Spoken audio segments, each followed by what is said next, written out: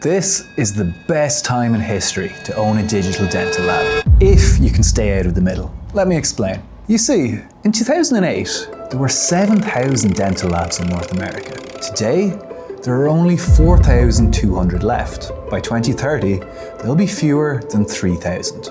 We can already see a clear pattern in the industry. Dental labs are disappearing. However, the case volume is rising. In the US alone, the aging population is growing fast, from 58 million today to approximately 73 million by 2030. That's 15 million additional seniors in less than 5 years. This is the Silver Tsunami. For dental labs, that means more crowns, more implants, more full arch restorations, the highest value work in the business. But while demand is growing, the industry is splitting in half. On one side, labs that are scaling without adding headcount, running leaner, faster, more profitable than ever.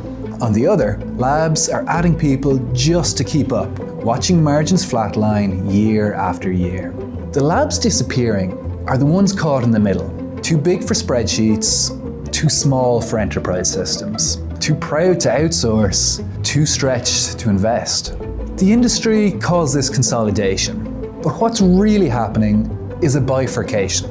In this video, we're breaking down the 5 operating system decisions that help this one lab not just survive the bifurcation, but grow revenue from 10 million to 20 million, while reducing headcounts from 120 people to 75. Let's dive into it. Decision 1.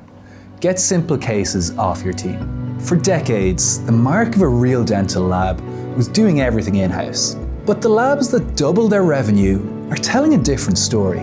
They started routing simple cases to outside design teams. And I know what you're thinking. Can I trust an outside team to design at the level of mine?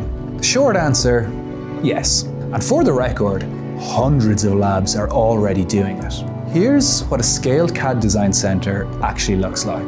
200 plus trained designers working on thousands of units a day. Single crowns, copings, full arch, 24-hour coverage across time zones. Cases come back overnight, rework at that scale under 1%. The in-house industry average is 6 to 12%, roughly 6 to 12 times more material wasted in the average lab. And the impact goes far beyond remake rates. Picture your senior designer's day, once the simple work gets rooted out. No backlog of single crowns eating the queue. Instead, they're focused on full dentures, all on X, implant bars, full arch reconstructions, smile design, cases worth thousands of dollars each. These are the cases competitors cannot automate. And they're the reason dentists stay loyal to specific labs. Same volume, same designers, same prices. But now the high margin case mix increases dramatically. Revenue per unit can climb 15–25% without raising prices. You simply changed what your best people spend time producing. Decision 2. Catch the errors before they cost you. There's something strange about how dental labs handle quality control. They QC at the end of the workflow after production. So when a shade mismatch happens, the damage has already been done. And because they only catch the issue at the end, they never identify where the remake actually started. The same mistakes repeat. That's not quality control, that's just documenting failure after it happens. Industry standard remake rates sit at 6 to 12%. If a lab runs 200 cases a day, that's 12 to 24 cases going straight to waste. At $50 to $150 a piece, you're burning hundreds of thousands a year, just in zirconia, production time, and labor.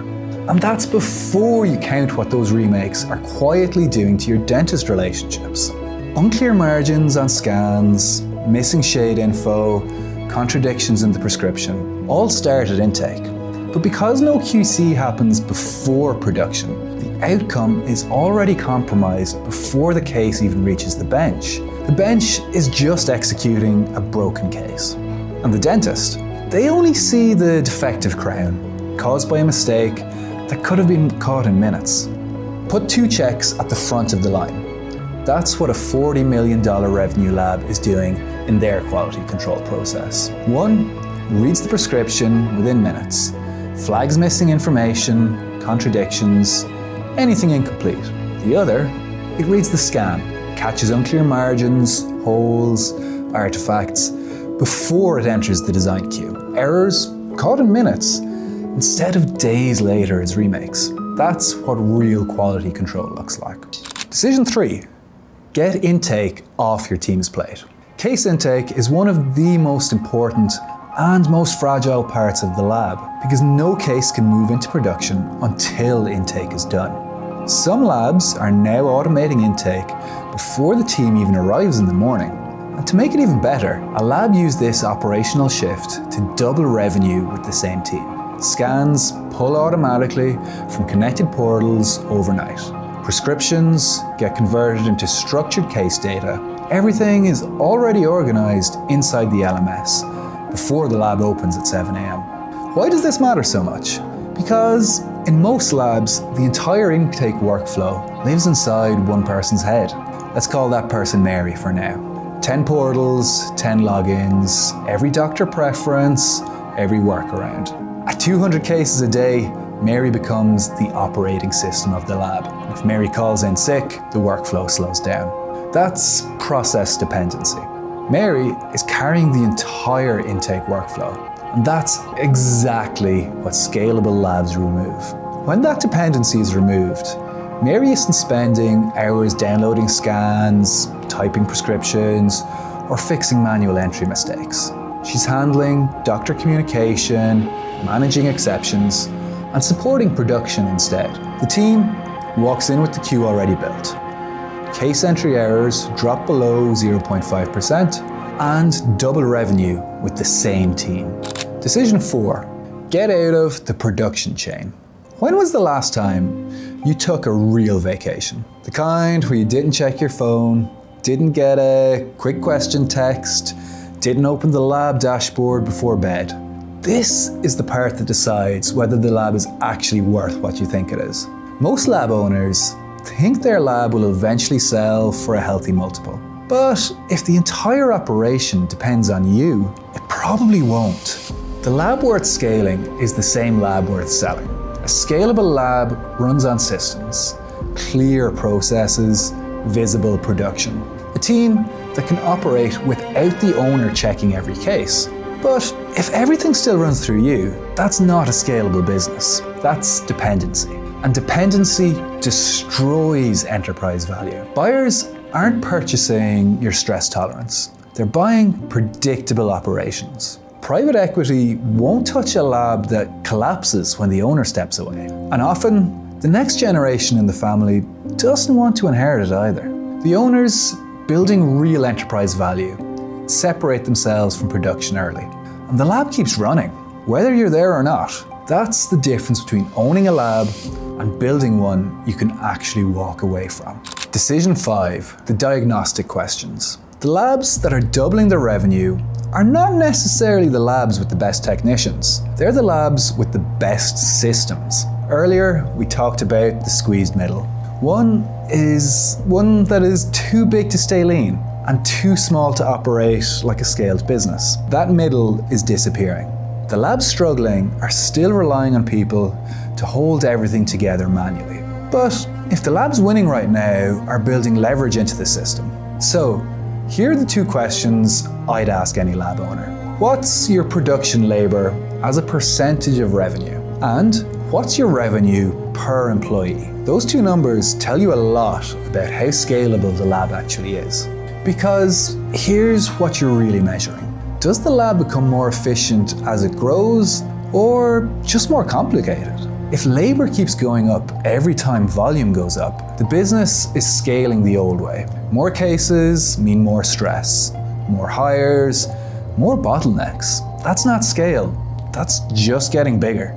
The labs doubling revenue without doubling headcount have it figured out. They catch bad cases before production, automate intake, move simple work out of expensive production environments, and give the owner visibility into the operation without making them the bottleneck. Because eventually, a lab with systems, visibility, and operational leverage becomes a real business, not just a busy lab. And that's the difference between surviving this industry shift and actually benefiting from it. So those are the 5 decisions. And what's interesting is none of them are really breakthrough innovations. They're operational decisions, small shifts in how the lab runs day to day. But together, they completely change how the business scales. The biggest takeaway from all of this, the labs pulling ahead aren't lucky, they're architected. And the labs stuck in the middle aren't failing because they're bad labs. They're just running on an operating model that no longer scales in today's market. We pulled the full case study into a PDF, including the full breakdown of a lab that grew from $10 million to $20 million, and the benchmarks you can compare against your own lab. We'll put the link in the description, and I'll see you in the next one.